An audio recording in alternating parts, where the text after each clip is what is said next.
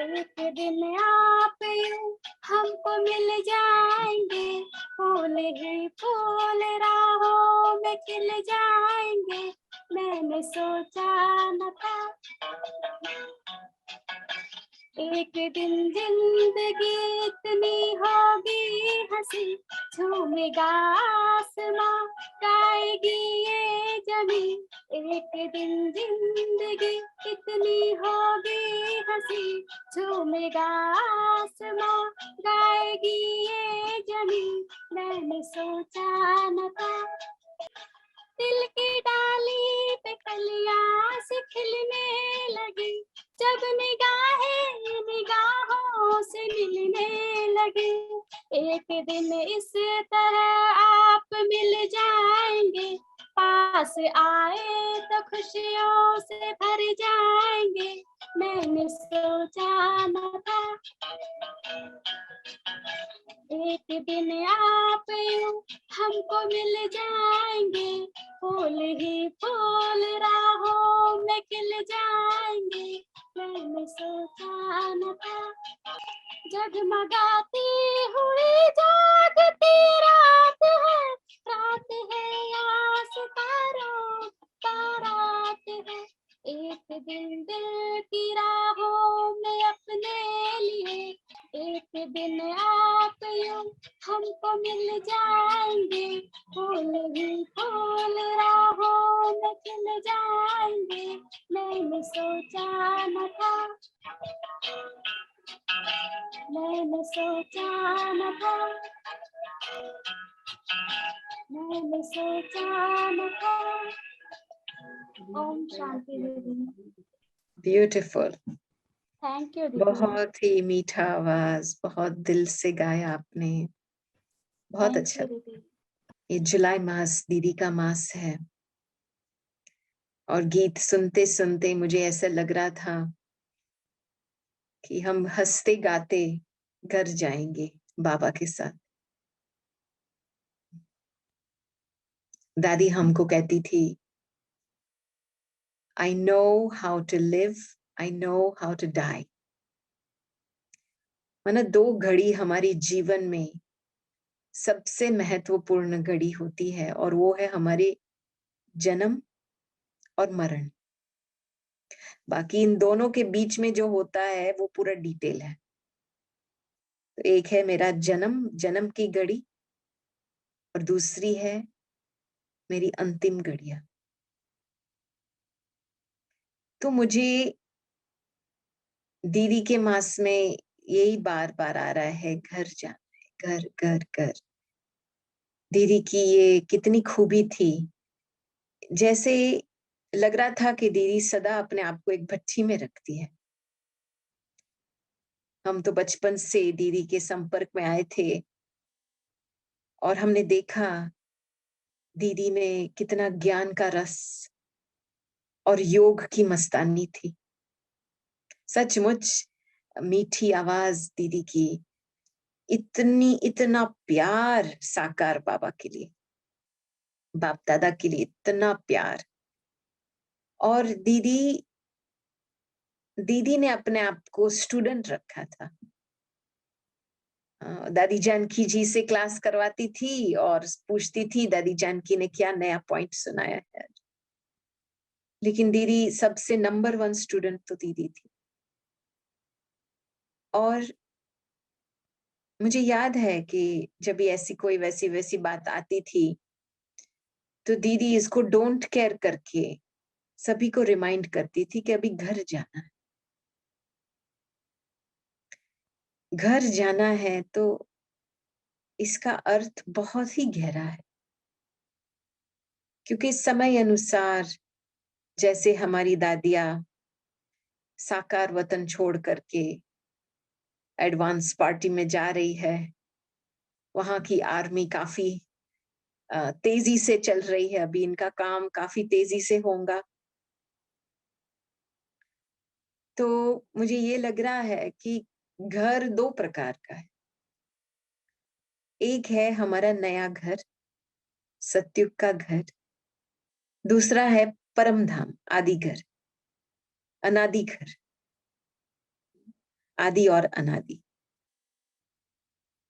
और इन दोनों की तैयारी अभी करनी है।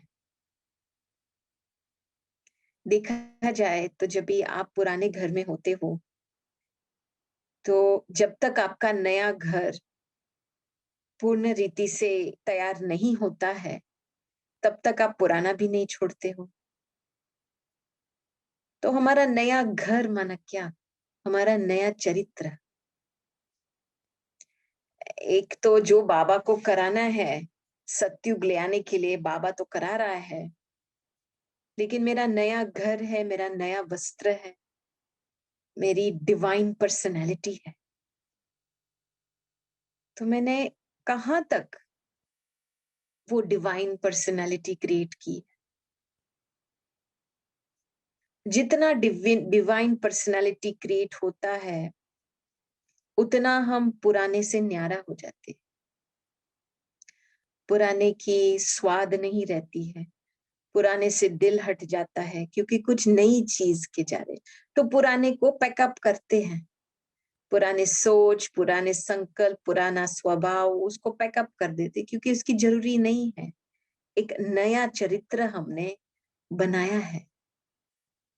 जैसे दादी हमको कहती थी कि आप अपनी संपूर्ण अवस्था को बेस्ट फ्रेंड बना दो। तो देखा जाए तो अभी के अनुसार हम एक घर में बैठे हैं ना, ये देह भी एक घर है। देह की पदार्थ, देह के संबंध और देह में जो स्वभाव है, ये भी एक घर है। तो मुझे इस पुराने घर में पुरानी चीज की पैकिंग तो करनी है ना। पहली जगह पे तो यही देखना पड़ेगा कि कौन सी अभी पुरानी बातों में अभी तक पुरानी बातों का विस्तार हो रहा है, चाहे संकल्प द्वारा, बोल द्वारा, कर्म द्वारा। बिंदु लगाने का काम, बिंदु लगा करके सिंधु में डाल दो। बातें तो बेहद की है रावण की दुनिया में, लेकिन बातें को बीती बनाना ये योगी का काम है, ये विश्व परिवर्तक का काम। क्योंकि हमको पास्ट की स्टोरीज को खत्म करके हम एक नई कहानी बना रहे हैं भगवान के साथ।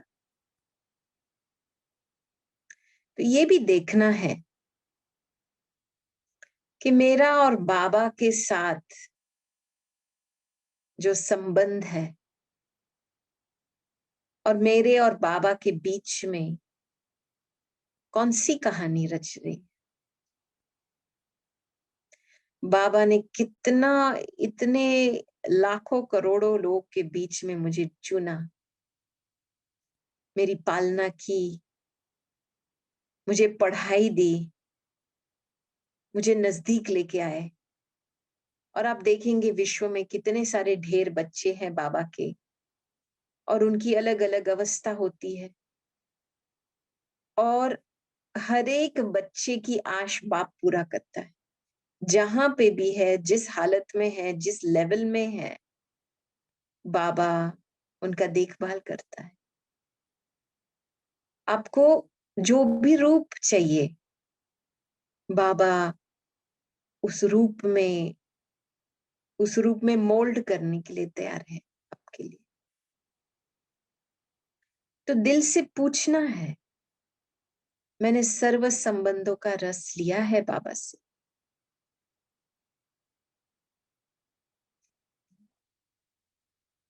लीला तब बनती है, कहानी तब बनती है जब भी हम सर्व संबंध का रस लेते हैं। एक एक संबंध की कहानी होती है। तो सारे कल्प के लिए हमको भगवान का हाथ साथ महसूस करना है। तो अभी से एक एक संबंध में मुझे एक लीला रचनी है बाबा के साथ। और ये वंडर है कि मैं देखती हूँ साक्षी होकर के कि आपको चाहे अभी बाबा फील होता है या नहीं होता है, लेकिन बाबा अपना काम कर रहा है। बाबा ने भाग्य बनाया है, बाबा ने पालना दिया है, बाबा ने पढ़ाई भी दी है। बाकी मुझे ये याद करना है बस, और कुछ नहीं, कि चलाने वाला कौन है। और अभी के समय अनुसार जब विस्तार को समेट करके सार बना करके घर जाने की तैयारी करनी है, तो मेरी धारणा में तो बदलाव होना चाहिए। किस प्रकार का बदलाव? जो आप 20 शब्द यूज करते थे, अभी 10 शब्द में कान में। जहां पे आपके कर्म व्यर्थ जाते थे या अननेसेसरी टू मच हो जाता था, उसको लेट गो करो।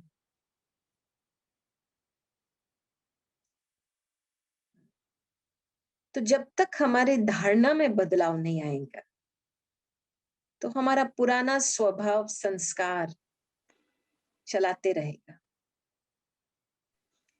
जैसे कहते हैं ना, अभिमान सेवा का नाम लेकर के अपना काम करे।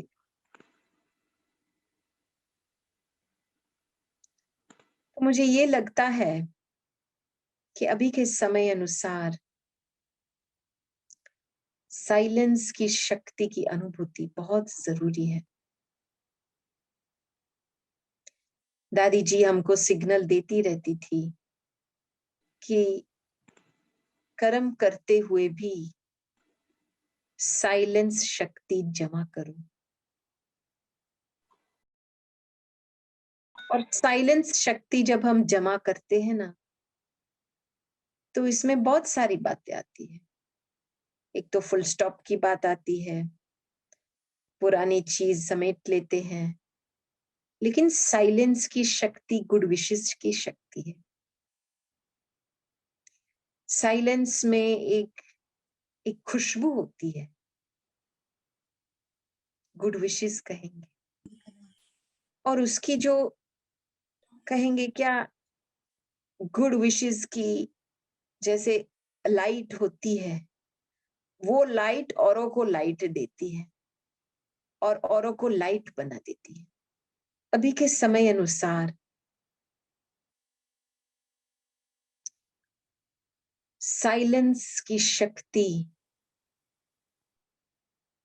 जमा करना बहुत आवश्यकता है। ये शक्ति को आपको यहां बैठे से दूर तक सेवा कर सकते हैं। आप किसी को भी आह्वान करके सेवा करा सकते हैं। साइलेंस की शक्ति हमारी संकल्प शक्ति को बहुत ही प्योर एक्यूरेट बनाती है। साइलेंस की शक्ति हमारी फीलिंग्स को प्योर रखती है। और साइलेंस की शक्ति ऐसी है कि हमको सदा के लिए बाप का साथ महसूस होता है। तो फिर सभी पूछते हैं कि साइलेंस जमा कैसे करें? अरे पहले तो खुद अपने आप को एक शांत चित आत्मा तो अनुभव करो कि मेरी शांति में ही साइलेंस है। तो कैसे की बात नहीं आती है, ध्यान की बात। मैंने जब अपने आप को ध्यान नहीं दिया है, किस आप देखेंगे संबंध में, आप जब किसी को ध्यान नहीं देते हैं तो क्या होता है, असंतुष्टता पैदा होता है ना वो संबंध में। मैंने अपने आप को, मुझ आत्मा, मैंने ध्यान दे करके वो शांति की शक्ति जागृत नहीं की है, तो अंदर से बेचैनी महसूस होगी। क्योंकि मन की बहलाव के लिए तो बहुत सारे डिस्ट्रैक्शंस हैं। सेवा में डिस्ट्रैक्शंस है, संबंध में डिस्ट्रैक्शंस है, बहुत सारी चीजें हैं।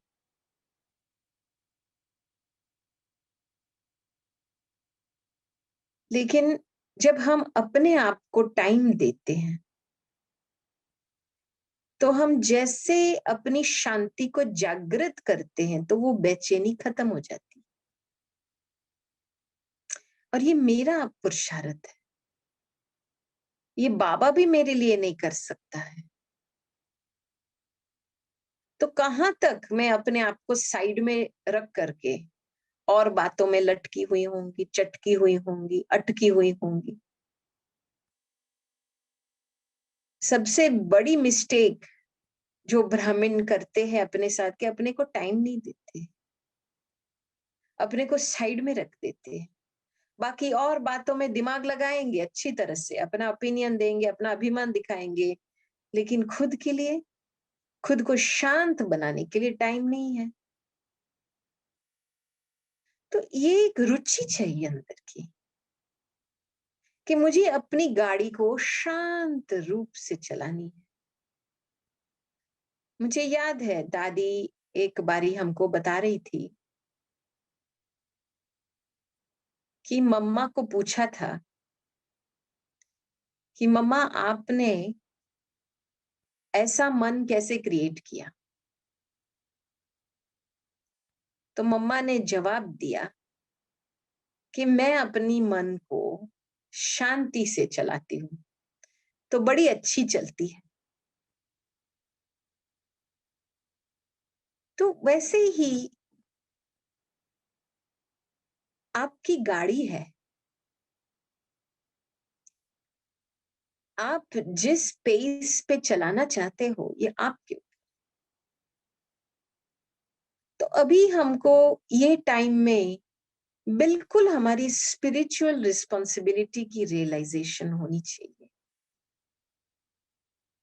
कि मेरे आसपास में जो भी कुछ हो रहा है, अंदर की बेचैनी को बाहर से परिस्थिति इन्वोक करती है, आह्वान कर लेती है, और फिर हम परिस्थिति में डूब जाते हैं, फिर बाबा बाबा करते रहते हैं। लेकिन ज्ञान और समझ क्या कहता है?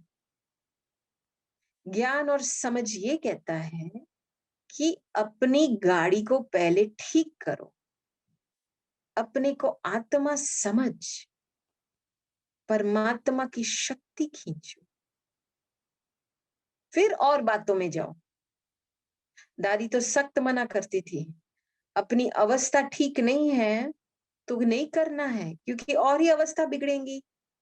सेवा के पीछे भागते भागते और ही अवस्था बिगड़ती है तो सेवा हुई क्या, और ही डिससर्विस होती है। दादी को हमारे अवस्था के लिए बहुत होना था। तो मैं भी कहती हूं कि अभी के समय अनुसार हमको ऐसी अवस्था बनानी है। अवस्था माना हमारे वाइब्रेशंस, हमारी स्टेज, हमारी वृत्ति, हमारी दृष्टि ऐसी बनानी है कि जो भी हमको याद करे उनकी अवस्था भी ऐसी बने। तो अवस्था को जमा करना है, एक्सेप्ट करना है, स्थिर बनाना है, अचल अडोल बनाना है। अभी तक नहीं बनाया है तो कब तक? ये सारी बातें सब जानते हैं, सभी ज्ञान में बहुत होशियार है, लेकिन खुद को समझने में इतने होशियार नहीं बने हैं अब तक। ज्ञानी तो आत्मा बनना बड़ी बात नहीं है, लेकिन समझदार आत्मा, सियानी आत्मा बनना ये बड़ी बात है। जो खुद को सदा खुश रखने की विधि पता है, उसको युक्ति पता है, खुद को कैसे शांति से चलाए उसकी युक्ति पता है, खुद का चरित्र बनाए, सेट करे कि ये मेरी डिवाइन पर्सनालिटी है, ये मेरी कंप्लीट अवस्था है, मुझे उस अनुसार चलना है। ये समझ की बात है, समझना है उसको। तो आप अपने आप को पूछो, मैंने अपने आप को कहां तक मैं समझी हूं? मेरी पुरानी घर कहाँ तक समझी हूँ और मेरा नया घर, नया चरित्र कहाँ तक मैंने रियलाइज किया है, समझी हूँ कि मैं कौन हूँ। मैं न केवल एक आत्मा हूं, लेकिन कैसी आत्मा, वो भी समझना है ना। पूरी यात्रा समझ के आधार से चलती है, और जितनी समझ बढ़ती है उतनी संतुष्टता बढ़ती है। इमोशनल क्यों होते हैं? क्योंकि कई बात की समझानी नहीं है, कई पुरानी मान्यताएं या पुराने विचार, पुराने स्वभाव, पुराने संस्कार से चलते आए हैं, तो वो हमको रिएक्शन में लेके आते हैं। ज्ञान के आधार से जो भी संकल्प करेंगे वो ट्रुथ होगा, और ट्रुथ ब्रिंग्स पीस।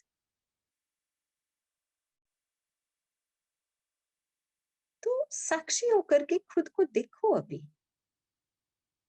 कैसे कैसे शब्द को एक साइड में रखो, बाबा के पास बैठो और अपने घर की हालत को देखो, कितना फैला हुआ है, कितना विस्तार है। अभी कब तक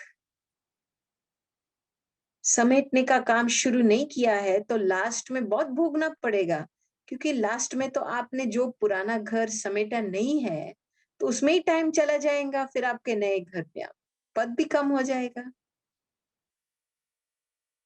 इसीलिए अभी छोटी छोटी बातों, लेट गो, हमारे अंदर छोटी छोटी बातों, संकल्प मात्र में, बोल में, लेट गो, लेट गो। सार में हमको शांति की शक्ति जमा करनी है, और वो शांति आप पे ही काम करती है। वो शांति वैराग्य दिलाती है, वो शांति ऑटोमेटिकली हमारी गाड़ी को चलाती है, वो शांति परमात्मा के गुण शक्ति को भी खींचती है, परमात्मा साथ अनुभव कराती। तो अभी के समय अनुसार मुझे अपनी घर की स्थिति को देखना है। ये पुराना घर मैंने समेट लिया, सब सामान समेट लिया, पुराना स्वभाव समेट लिया, पुराने संस्कार समेट लिया, पुराने विचार समेट लिए। और कहाँ तक मैंने अपना नया चरित्र बनाया। नए के लिए इंटरेस्ट रखो ना।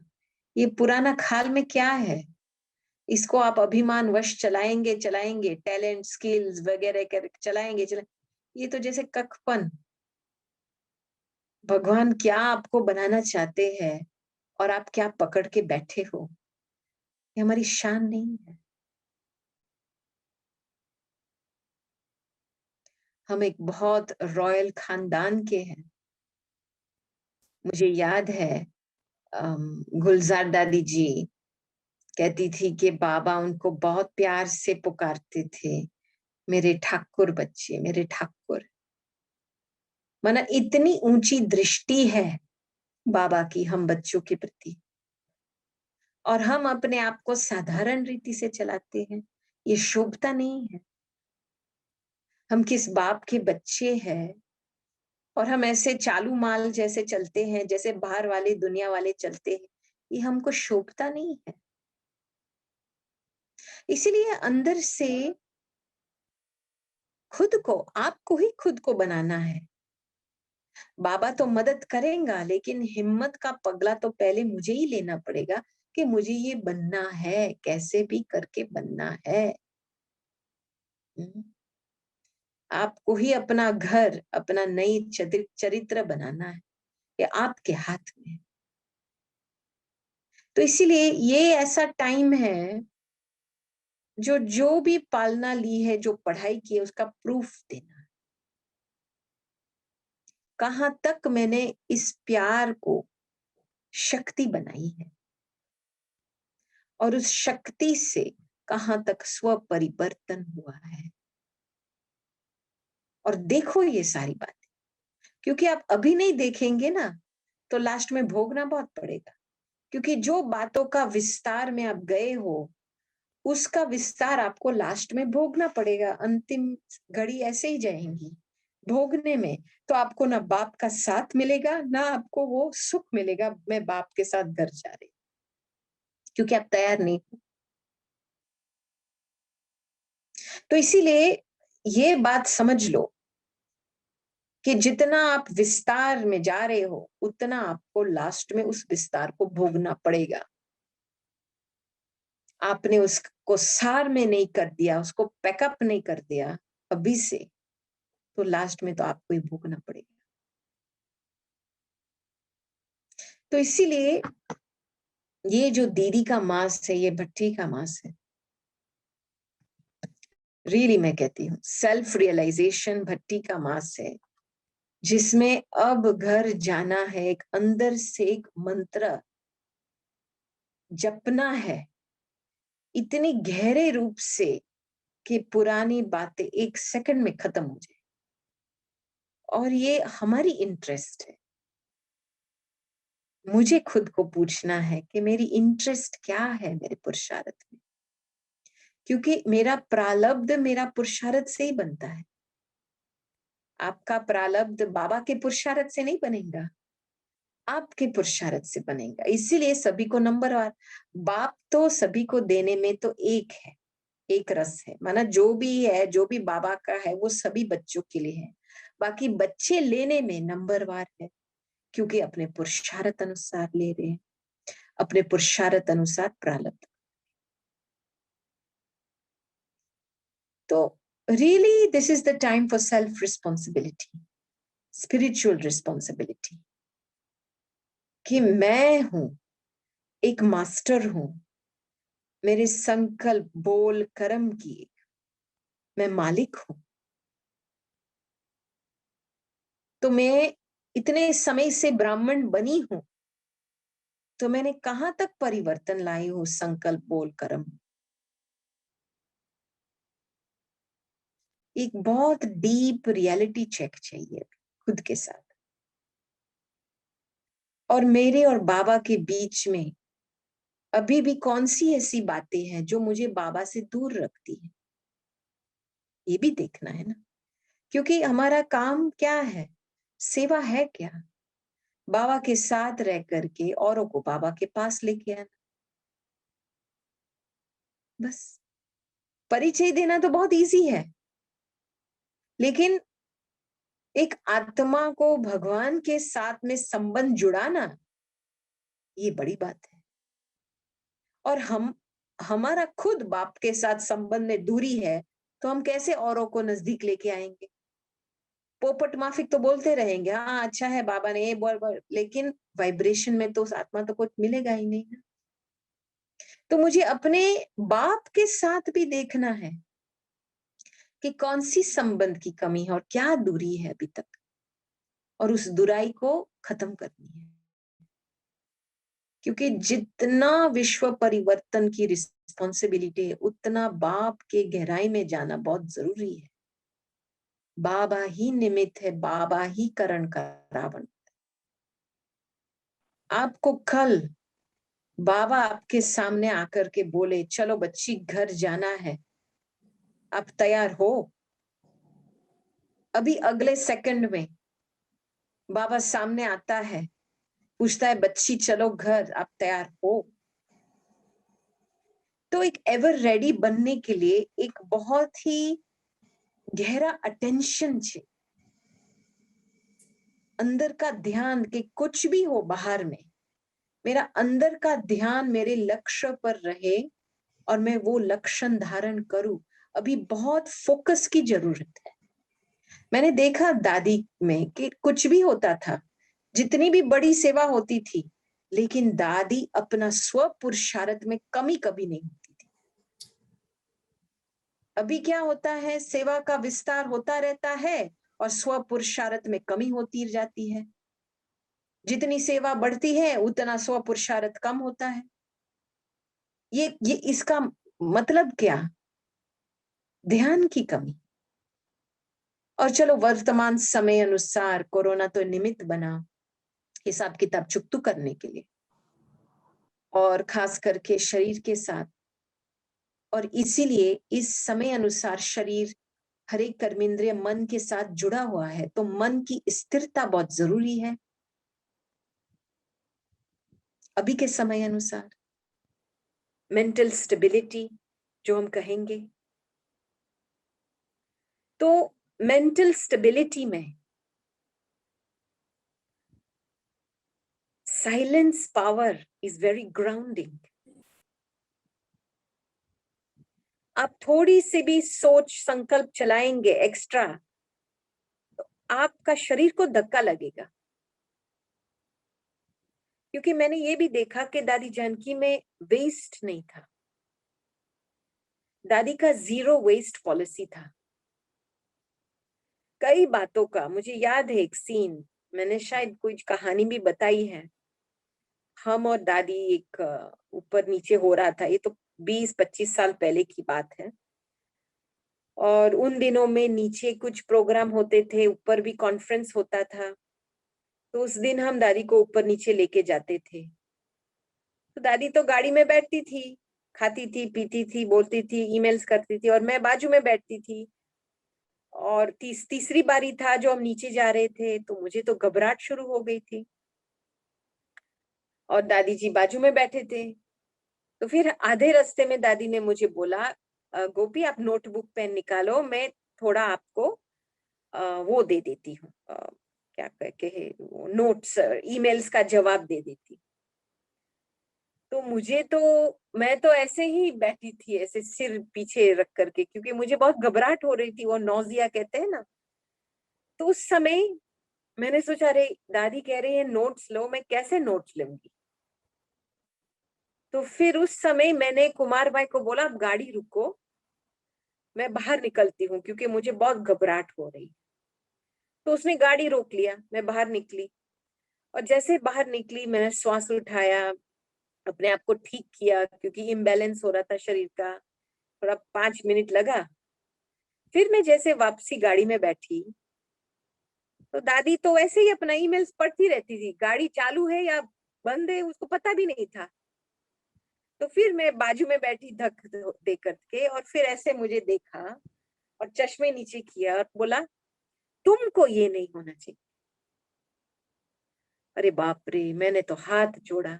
मैंने बोला, दादी कोई और होता तो पूछता ना, आप कैसे हो, आप ठीक हो, आपको ग्लास पानी चाहिए, कहता था।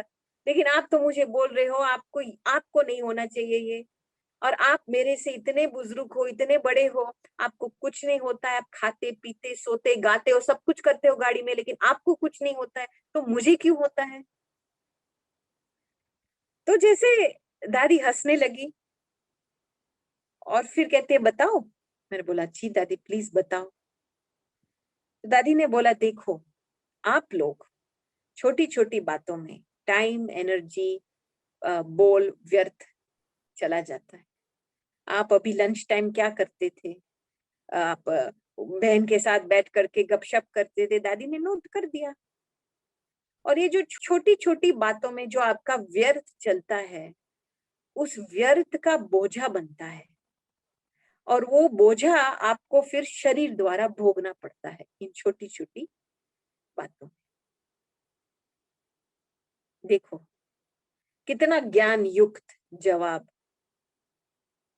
अभी अभी के समय अनुसार हमारे जो भी मेंटल अपहीवल है, वो हमारी क्रिएशन है, और हम शांति की शक्ति को बढ़ाएंगे नहीं, वो पुराने व्यर्थ रचने वाले संस्कार को बंद समाप्त नहीं करेंगे, तो आगे चल करके जब और डबल ट्रिपल हलचल बढ़ेंगी तो हालत कैसी होंगी। उस समय तो हमको लाइट हाउस की देवी बननी है, लाइट माइट देना है, उस समय तो पुरुषार्थ का कोई टाइम नहीं मिलेगा। जितना लाइट जमा है, माइट जमा है, वो औरों की सेवा में लगानी है। तो इसीलिए अभी के समय अनुसार केवल एक ही रास्ता है, वो है साइलेंस की शक्ति को जमा कर पुराने संस्कार स्वभाव को समाप्त करो। इसमें आपको दृढ़ बनना ही पड़ेगा। दादी ने एक बारी अपने आप को 40 दिन धर्मराज की भट्टी में रखा था खुद को। 40 दिन के लिए धर्मराज के सामने बैठ करके जो भी पुराना खाता है वो खत्म कर दिया। अभी आपको धर्मराज से बचना है तो अभी से संबंध शुरू करो धर्मराज के साथ। 40 दिन का प्रोग्राम बनाओ, हर रोज धर्मराज के साथ वार्तालाप करो और आप देखेंगे जल्दी से जल्दी जो भी पुरानी बातें हैं वो समाप्त हो जाएंगी। जब भी हम दादी के पास जाते थे और पूछते थे कि दादी हमको ये संस्कार काफी कठिन है, उसको परिवर्तन में शक्ति चाहिए, तो दादी हमको एक विधि बताती थी कि दिन में कम से कम 40 मिनट के लिए 3 बारी 40 मिनट के लिए जाकर के योग करो एक्स्ट्रा। अमृत वेला का योग तो अपना है, निमाशाम का योग अपना है, बाकी दिन में एक्स्ट्रा 40 मिनट 3 टाइम एक्स्ट्रा योग दो 21 दिन के लिए। ये जो एक्स्ट्रा हम पुरुषार्थ करते हैं हमें खुद ही फायदा उसका उठाएंगे ना। तो खुद के लिए प्रोग्राम बनाओ, टाइम फिक्स करके प्रोग्राम बनाओ। आप टाइम नहीं फिक्स करेंगे तो और बातें तो आती रहेंगी बीच में। बात तो ये है, आपके ऊपर है, मालिक तो आप हो। आपको क्या बनना है इसके ऊपर आधारित है और कितनी लगन है वहां तक पहुंचने के लिए। मुझे याद है एक नवंबर 1999 की शायद होंगी मुरली, तो बाबा ने उसमें 6 मास दिया था डबल विदेशी को कि कम से कम 6 मास के अंदर 75% तो रिजल्ट निकालो, चाहे जियो या मरो लेकिन रिजल्ट निकालो। हाँ, तो मरना तो है ही क्योंकि इस मीठा मरना है ये तो, और सभी के फायदे वाली है, तो चाहे जियो या मरो लेकिन रिजल्ट निकालो बस। इसमें खुद के साथ बहुत डेलिकेट छुई मुई नहीं बनना है, कैसे करूं क्यों करूं कहीं नहीं, बनना है तो बनना ही है। Don't think, just follow, follow father. Okay, thank you. Om Shanti. Om Shanti. आपसे दादी जी की भाषा आई, सचमुच दादी ने आप समान बनाया है आपको। और बाबा ने दादी को बाप समान बनाया। और आपसे इतनी शक्ति मिली, इतनी प्रेरणा अच्छी मिली, सुनते सुनते उस स्वरूप में टिक रहे थे। स्थिति बहुत सुंदर बन रही थी दीदी, ऐसा लग रहा था और थोड़ा आधा घंटा क्लास आपका चलना चाहिए था। Thank you. यूके से जुड़ी हमारे साथ सभी समर्पित बहनों को आपने मनमोहिनी दीदी जी का वह मंत्र याद दिलाया, अब घर चलना है। हमारी स्नेही गोपी दीदी जानकी दादी के सानिध्य में रहकर बहुत आध्यात्मिक ऊंचाइयों को पाया है और वही आज हमसे शेयर किया, इसलिए आपको thank you once again. Thank you very much. आप जुड़े और सबको बहुत सुंदर वर्तमान समय के अनुसार प्रेरणा दी। ओम शांति। तेरी रहमत से ही हुआ है मेरा हर लम्हा आसान, तेरी रहमत से ही हुआ है मेरा हर लम्हा आसान। एक तुम ही तो कदम कदम पर हर पल रखते मेरा ख्याल, एक तुम ही तो कदम कदम पर हर पल रखते मेरा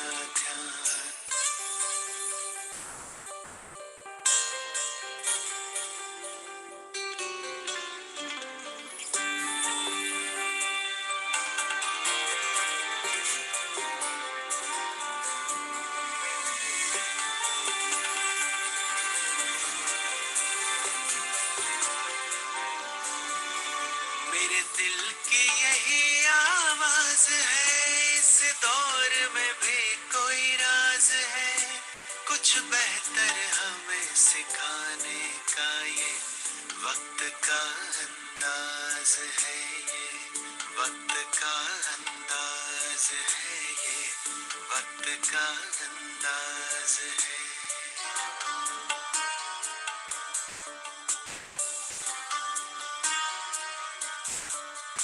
मेरे दिल की यही आवाज है, इस दौर में भी कोई राज है, कुछ बेहतर हमें सिखाने का ये वक्त का अंदाज है ये, वक्त का अंदाज है ये, वक्त का अंदाज है।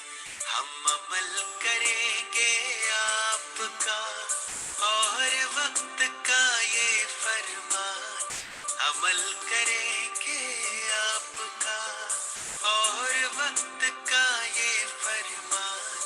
एक तुम ही तो कदम कदम पर हर पल रखते भी